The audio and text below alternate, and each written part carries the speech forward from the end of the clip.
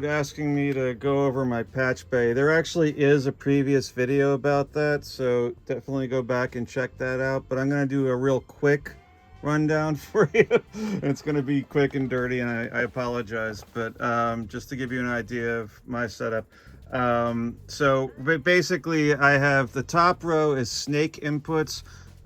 This small space that I'm temporarily in right now, I'm not even using a snake, so that's not in use right now, but normally I have 32 snake inputs. That's the top row. They are normaled to preamp inputs, and the first 8 are the API preamps in the console.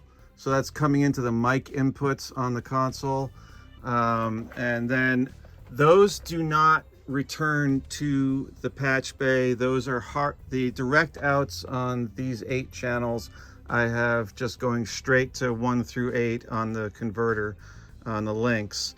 The reason for that being that there's no real reason to go back to the patch bay. If I want to put a compressor or anything else into these channels, they have inserts that do come up on the bay. So for those channels, it's direct out right into the links. For all of the outboard preamps, the DW Fern, the VLCs, Great River, the TG2, and these are the 8 channels of the Focusrite 828.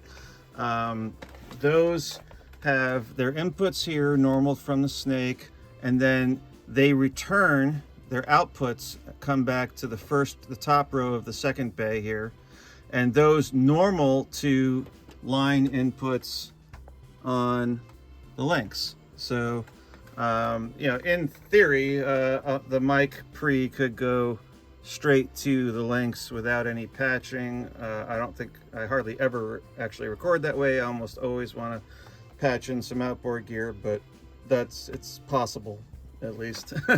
So basically, the bottom row here again is the A to D inputs to the links, all the way out to channel 32. I have 32 inputs and outputs on the links. Sorry about the camera work. And then down here, for the moment, I'm just going to deal with the API. I have the insert sends on the top row of this bay, and then the inputs for various outboard gear. The reason there's so many cables patched in is because I changed my mind about what pieces of gear I want most on what channels, and this is probably an indication that I need to move some stuff around because they could be normaled, but they're not because I'm patching them. The other thing that happens all too frequently is I want multiple pieces of gear. I want an EQ and a compressor. And to really make that normal, I would need another patch bay. So right now it's just a lot of cross patching, but it works. Insert send, random rack gear, inputs, and then the bottom bay, it's the outputs from that gear, and then the insert returns are the bottom row. Again, in theory, this could all be normaled. If what was in this channel wanted to go to the gear here, it would come back, and then the insert return would all happen without patching. This is just about decisions. I have the SSL X-Desk in my setup. I have this as a dedicated drum sub mixer. And this has been in other videos. So I have this normaled in the patch bay to these equalizers, but I do have these equalizers on the bay so that I can access them when tracking, and I can do things like when I record vocals, I tend to want to use my Fern preamps, but I really love the BAE 1073 equalizers, so I can patch from the Fern into that EQ and then into compressors and so on and so forth. There is not really a convenient way to do that with the 500 series rack in the API console. I'm sure some of you will comment that you've jerry-rigged ways to make it work, but it's not convenient. But it's you know, at least I have this rack here so I can use it that way. This is why you'll see a lot of people with the API box console with no gear in the 500 series racks, and they'll just leave the jumpers in that it comes with. It's because of that inflexibility, you know. But for me, I have 8 premium equalizers over here that I can use when tracking. For right now, that's enough for me. So at any rate, just a quick, you can see, so all of the X-Desk, the SSL stuff is in yellow. And in short, this is the insert send. These are the EQ inputs. They're normaled. And these are the EQ returns. And these are the insert returns.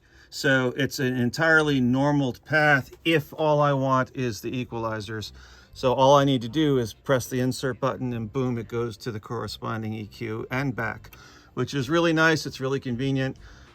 If I want to include a compressor, then I have to patch. No big deal. So I patch. Everything else that's going on here is where it starts to get a little convoluted. You know, there's all of the aux sends, and both for the API and the SSL are kind of buried in here. And yeah, you can see like there's aux send 3 and 4. There's the 2-track, the API 2-track input. You know, the way that I work, and again, this is in other videos, is the whole analog mix happens here. The 2 mix comes out of the console, feeds a pair of inputs on the converter. It goes back to the DAW, and then I have it feed a channel, a dedicated channel. I record the analog mix in real time, and that actually is nice because you can actually stop and make mix changes and punch in the recording of the whole mix, which is almost like a way of doing automation of sorts. You know, it's pretty convenient. And then you have your finished mix on that track.